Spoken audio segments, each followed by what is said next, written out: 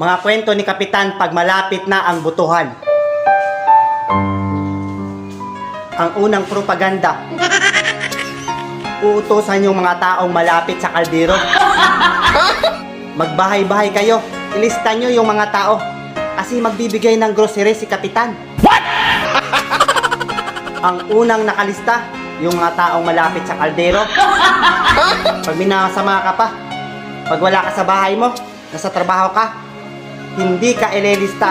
Ang nangunguna sa listahan, yung mga taong malapit sa kaldero, yung mga pamangkin na hindi naman talaga bumuboto. Oh, no. Tandaan nyo, noong kasagsagan ng COVID-19, kahit anino ni Kapitan ay hindi mo makita. Tabi-tabi po.